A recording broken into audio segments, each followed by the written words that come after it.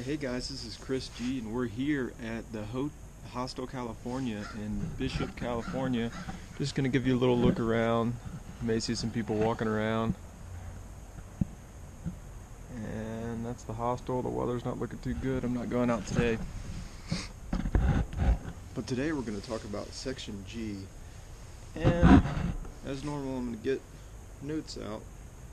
Section G was Walker Pass to Crabtree Meadows. It was 115 miles, and as we talked about in the last video update, Walker Pass was kind of a late start for me. I got a ride from someone up to the trailhead.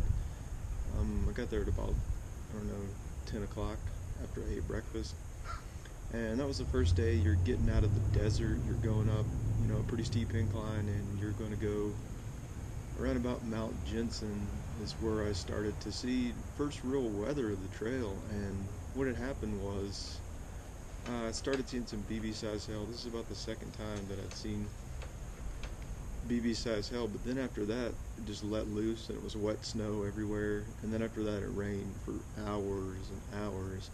And this was a little odd for me because at that point I didn't have any of my clothes to change into, any of my winter gear. All I had was my rain jacket. And so at that point, I hiked about 18 miles that day, and then I got cold enough to where I decided to stop. I stopped at a place called Spanish Needle Creek. It has a nice little camping area. I got warmed up for the night.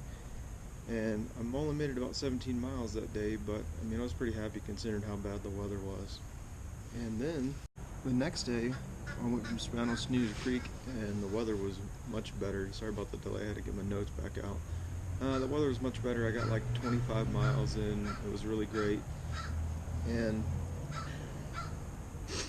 after that, I was to a place which is pretty well known. I was getting ready to go into Kennedy Meadows. And the reason Kennedy Meadows is well known is that's quote unquote the beginning of the Sierras. And for my first day in Kennedy Meadows, I went to a place called Grumpy Bears to meet one of my friends for lunch. And when we met for lunch, he decided that he wanted to go on a hike because my friend Matthew had drove about 5 or 6 hours, and they wanted to go on a hike. So what we did was I took the 3-mile side trail into Grumpy Bears, and so what we were able to do is we went to the Kennedy Meadow campgrounds, and then we hiked south to where I stopped, and then we hiked back up. So we did about 8 miles on my quote-unquote off day at Grumpy Bears. And then the next day I took a zero at Grumpy Bears. And Grumpy Bears is a place that's completely off the grid. They don't have any power in Kennedy Meadows, so it runs on a generator. And Grumpy Bears has free camping, have some really good food, have a bar and things like that. And the coolest thing about Grumpy Bears that I found is they have a thing called a hiker breakfast. And you see that I posted some pictures on Instagram of this. And it comes with all you can eat pancakes, and the pancakes are actually so big that they overlap the plate, and when they put them down, if you take a picture looking at it, it looks like there's no plate, but there actually is. Grumpy Bears, like I said, it's a pretty nice place. You can either get picked up at the general store in Kennedy Meadows, or you can take a 3-mile side trail to get there. I don't recommend the 3-mile side trail because it's not marked, and you're walking on a bunch of old back roads, and it's just not enjoyable. And the next day I took a 0 day at Grumpy Bears after I met Matt and just hung out. And Kennedy Meadows is the place where you have to get all your stuff sorted out.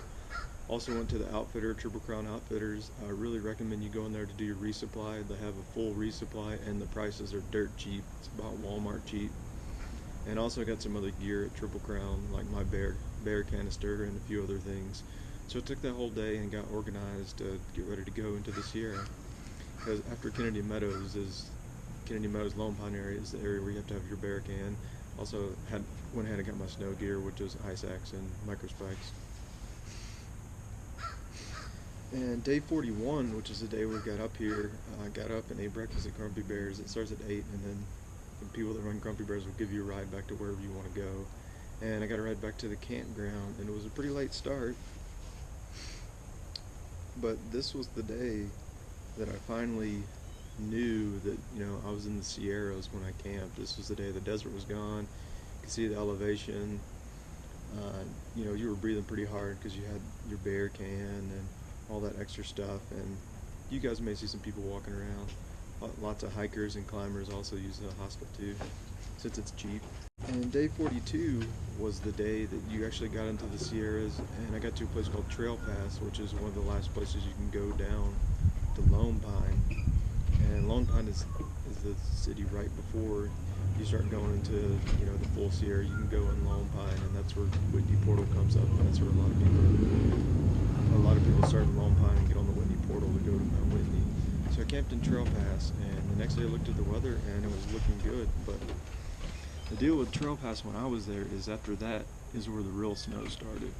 Camp at Trail Pass, and you go a little bit further up, and you get to a place called Chicken Spring Lake.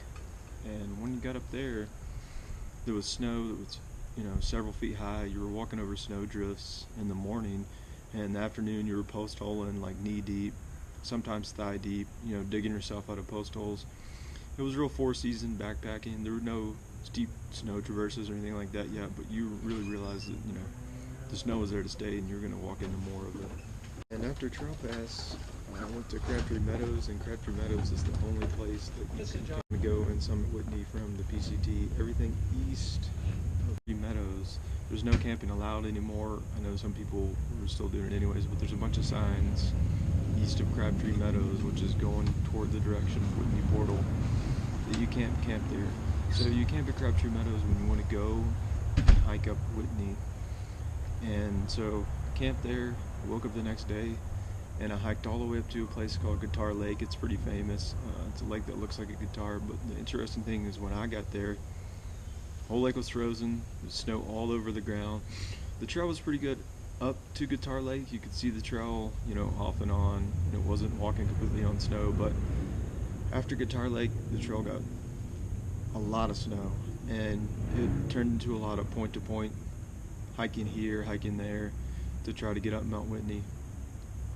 And the worst part of the hike up Mount Whitney for me was there's some switchbacks, which is basically a way to go up the hill with less grade, but it takes more distance. And the switchbacks were covered in snow, and so at that point you had to do full-on microspikes, ice axe to get up to the spur trail for Mount Whitney. And what the spur trail is this at the very top, and the PCT comes up one side, and then the Whitney Portal, which is basically a trail that day hikers can take, comes up to the other side. And when you get to the spur trail, everything from there up to the summit of Mount Whitney was really nice. I mean, they made it to where day hikers can do it, and it wasn't really that much snow, really that bad at all.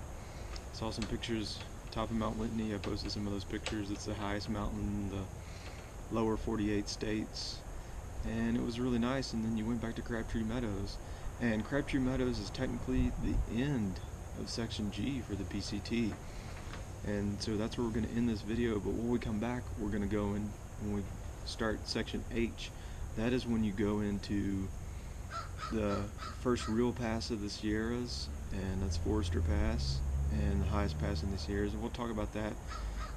Going into that section, it got really snowy, and now at this point I went over Kearsarge, so that's 2 passes, and then section G is going to include even more passes in the Sierras: Glen Pass, Pincoat, Mather Pass. All those things are going to be included in the next update, but it's probably going to be a while because I'm going to be in the Sierras. I'm going to go to VVR, which I don't know if they have internet or not, and then I'm going to push further than that. So maybe a little bit longer than for the next video than these videos, but hope you guys are still enjoying them, and talk to you next time.